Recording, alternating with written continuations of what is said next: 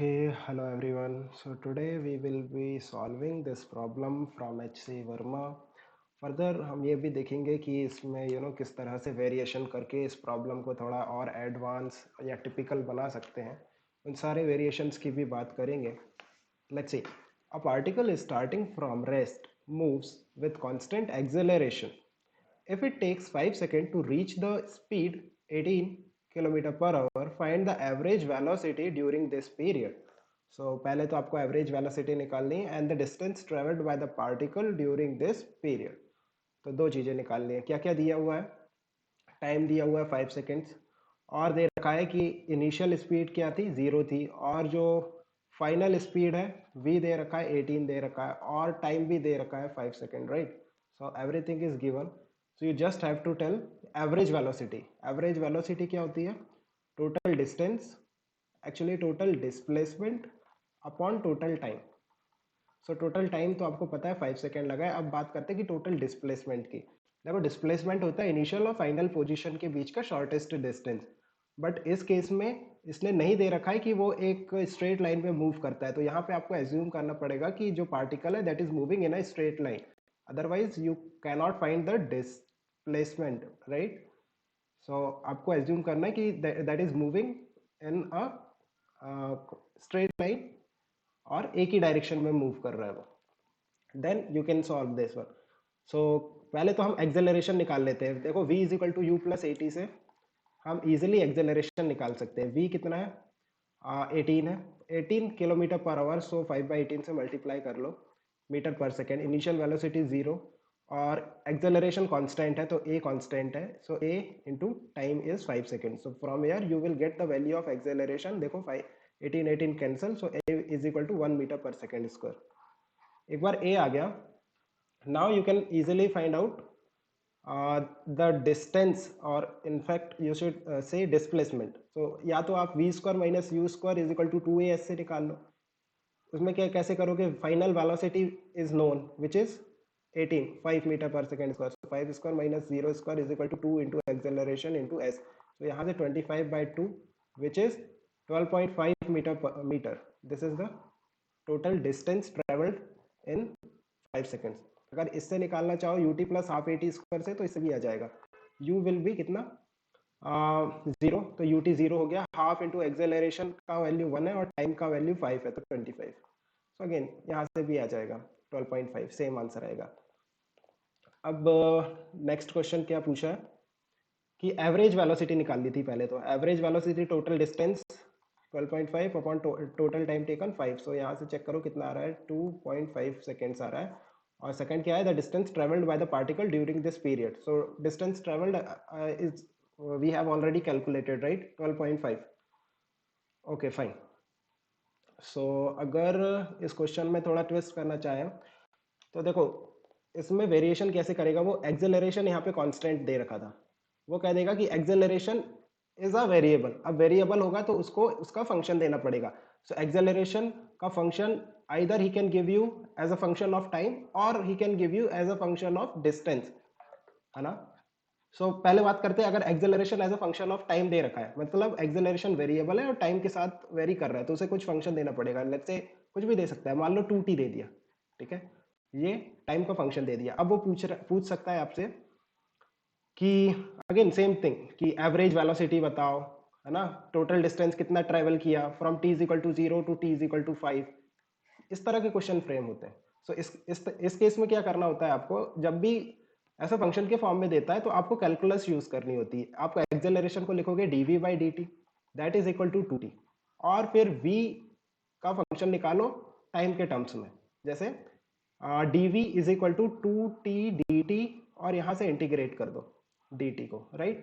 Initial velocity time t is equal to 0 पे आपको initial velocity वो प्रोवाइड करेगा. मान लो 0 है, रेस्ट से स्टार्ट कर रहा है, तो 0 time t is equal to 0 पे 0 है, और किसी टाइम t पे आप मान लो v है. So v will be 2 into t square by 2, so t square. So ये आ गया velocity as a function of time. तो वो फाइनल वेलोसिटी भी पूछेगा. अगर कहता है कि 5 सेकंड बाद वेलोसिटी बताओ, तो दैट विल बी 25. टाइम की वैल्यू 5 डाल दो. अगर वो पूछता है कितना डिस्टेंस ट्रेवल किया 5 सेकंड में, तो अगेन आपको वेलोसिटी को लिखना पड़ेगा dx by dt is equal to t square. Further integrate करो इसे। So d x is equal to t square d t को इंटीग्रेट करो। कहाँ से स्टार्ट कर रहा है वो, अब वो देगा, मान लो x is equal to zero से स्टार्ट कर रहा है। दिस ये जो इनिशियल कंडीशन है ना, ये सारी that will be given in the problem statement.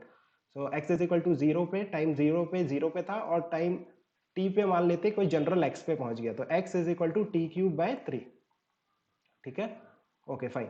सो इस तरह से अगर वो पूछता है 5 सेकेंड बाद कितना डिस्टेंस ट्रेवल किया, तो टी की जगह 5 डाल देंगे, दैट इज 125/3।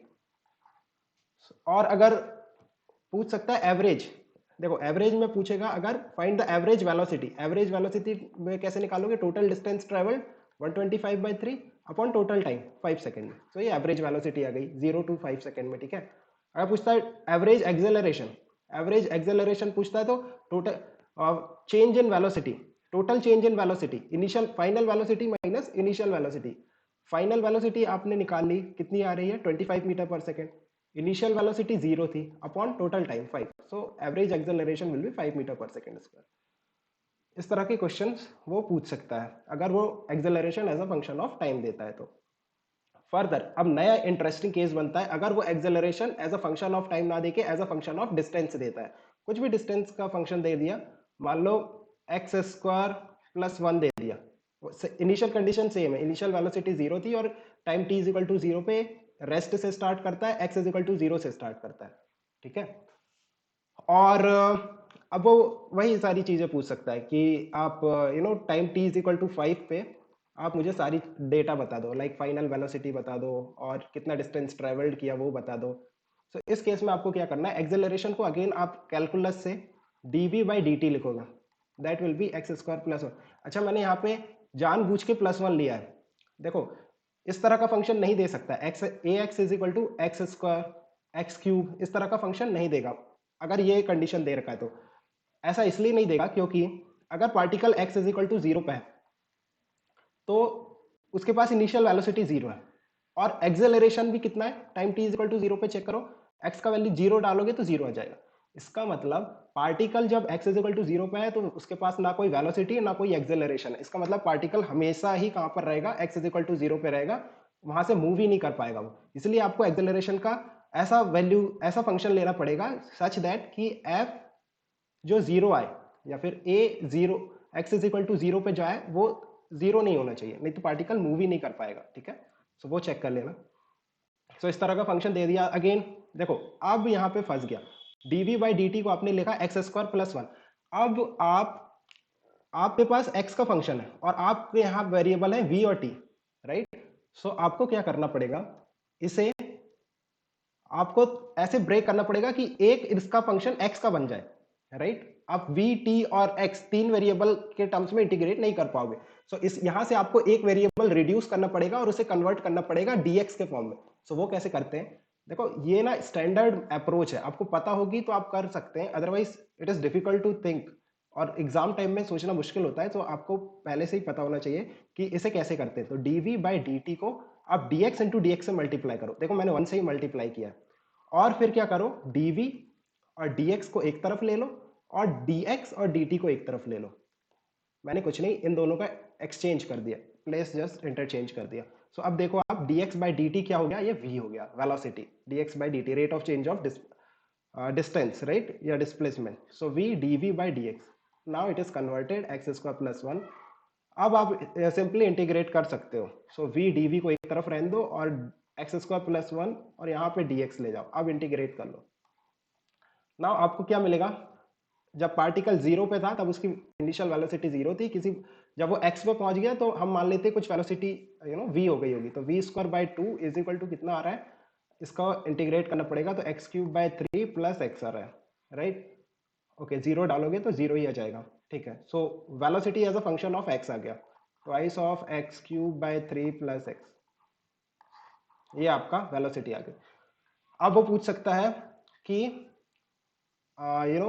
डिस्टेंस, कितना डिस्टेंस ट्रेवल कर रहा है। सो जो ये v है इसे लिखोगे कितना, dx by d t, dx by d t twice of x cube by 3 plus x. अब इसे इंटीग्रेट कर दो फर्दर, कैसे करेंगे, लेट्स सी।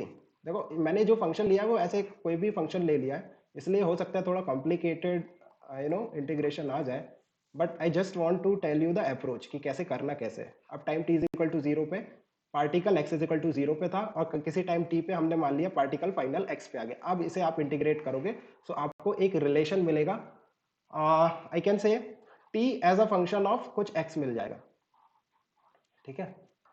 सो जो भी इक्वेशन बनेगा, यहाँ से हम फाइनली जो भी वो क्वेश्चन पूछेगा सारी चीजें इंटरप्रेट कर पाएंगे। मान लो वो पूछता है कि पार्टिकल को कोई डिस्टेंस दे दिया, मान लो 5 मीटर जाने में कितना टाइम लगेगा। तो जो एफ एक्स का फंक्शन आया है उसमें आप F5 डाल दोगे, तो जो भी टाइम यहाँ से निकल के आ रहा होगा ना, that will be the time taken by the particle to go from x is equal to zero to x is equal to 5 metre. जो भी वो देगा, जो भी आप इस तरह से सॉल्व करोगे, सो आपके क्वेश्चंस ऑटोमेटिकली यू नो आप क्रैक कर पाओगे। So this should be the approach to solve this kind of questions when the acceleration is not constant, it is a function of either time or distance. Okay, अगर आपके पास कोई question है that you want to discuss with me इस तरह का, तो you can send me, we can discuss that. Okay then fine. और कुछ कंफ्यूजन है what we have discussed, then also you can contact me in the Telegram group. Fine. Take care. Bye. Keep working hard and best of luck for your exams.